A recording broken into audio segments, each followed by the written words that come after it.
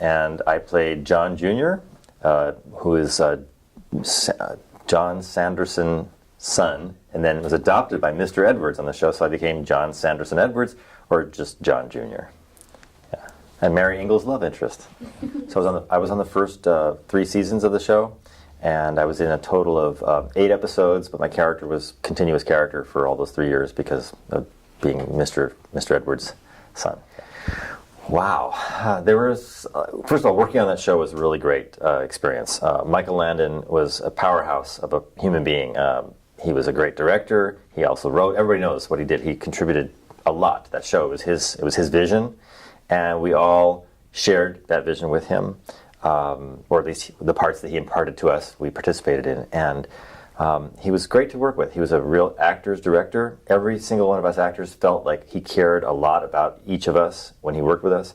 I guess a favorite incident would be we were shooting the episode His Father's Son, which is where the new adopted son, John Jr., my character, goes out with his new adopted father, played by Victor French, and he gets attacked by a bear. Mr. Edwards gets attacked by a bear, and I can't shoot the bear because I'm not familiar with guns, I'm not comfortable with guns, and I also don't know about my relationship with my dad at that point. It's kind of tenuous. So there was a scene where I had to cry, come up with real tears, and that's part of the job. Some actors, at various times, we all do our best, and then we have difficulty sometimes. So in this case, I had a little bit of trouble getting to that emotional moment, and Michael Landon took me aside. He said to the crew, "You guys take 5," and we were out in Sonora, California, out in the wilderness, and he took me on a walk down this little dirt road, and he proceeded to tell me a story about something he was true to in his life, about a family he knew whose son was dying of leukemia. And the way he told the story, it was very heartfelt, and he actually then tears began to come in his eyes, and as I was walking with him, I knew that that's what he was doing. He was trying to help me. And so I'm listening to him very intently, and as I listened to the story and paid attention, I started to cry as well. And he said, "Okay, now, are we ready to do the scene?" I said, "Yes." So we both walked back, and he said, "Okay, everybody, let's go." And he prepared me for that. So to take that kind of time and trouble to get the emotional truth was what one of his gifts, one of his great talents was. And as an actor, every actor appreciates when a director does that, because he's making me look good, and in turn I make him look good in the show. In there. So that would be called an actor's director. And everyone in the crew, the cinematographers say, "Oh, he's a cinematographer's director." In other words, everyone knew that he cared about their job because he wanted them to look good, and then in turn the whole show looks good. And here we are 40 years later, obviously he was doing something right. So to me that conveys the power of art and the importance of doing a good job and doing your best and taking all the time and trouble necessary to fulfill a vision if you happen to have a particular vision.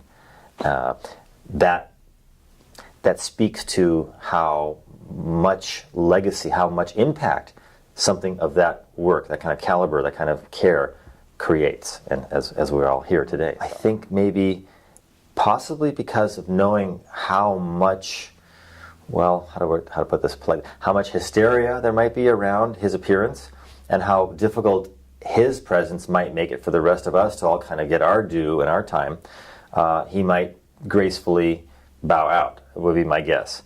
He might send a letter or a spokesperson, possibly, or something, maybe a gift or souvenir of some kind, to acknowledge the importance of the event. But my guess is that he would probably stay out of it so as to not focus so much attention on him. In a certain sense, we're all here, we're all, semi-regular players, and we all sort of share some sort of equal time, if you will, and we're all kind of getting equal time, which is nice. But when you have the mega superstar of the show up, I think it does kind of disrupt the balance, and everyone kind of feels a little funny about it, maybe, or something. I mean, I wouldn't. I don't think some other people would either. But in general, it just throws it out of whack a little bit. I think for that reason, he might have been egalitarian enough to not do that. I have not because I'm illiterate, but I just never gravitated to it. I feel very proud to have been a part of the show. I understand the impact of the show, certainly through the people who have come to these events in the past that I've only been to a couple of.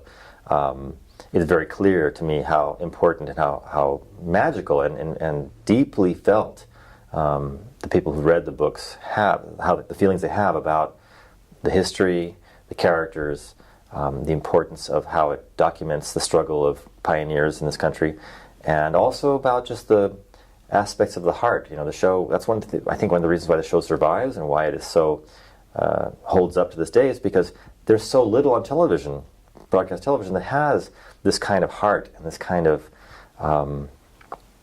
commitment to talking about real issues between families, between individuals, between human dynamics. It's explored in less sensitive ways in television today, and considerably less sensitive ways in certain ways. And so when something like that exists, I think it persists over time, as this show has, because it speaks to common everyday values, and there just isn't enough of that on TV these days, if at all. And so that's what makes the show survive, because it resonates with the human situation. Everyone loves and loses love. Everyone is a part of a family of some kind or another, whether it's biological or otherwise. There's a sense of place. The community is an important aspect of our lives, everyone's life, whether they realize it or not. And I think the opportunity to actually observe the dynamics of such subjects, the way Michael Landon explored it, and also extrapolating from what Laura Ingalls Wilder wrote, is fascinating to us, because we get to see vicariously how another person deals with the same issues that we all have in our own lives. So that kind of resonance has power. That's one of the powers of art in general, is that it when it's good art, it resonates with something in us, and by doing so, gives us insight, confirmation, affirmation, validation for what our struggles are. And we got to see that on a weekly basis in the show, now on a daily basis or an hourly basis, however much you want to watch it now. It's available, which is amazing. Technology has allowed that. I've only been here for a few hours. I'm having a lovely time. I'm very honored to be here. This is a very special place, both from how it existed back then, clearly, and also what it's become as an amalgam of the books, the people who actually live here, and the TV show, and the fact that we can all come together. The fantasy version and the reality version coming together is a really interesting thing, and I'm totally happy to be here and honored, truly.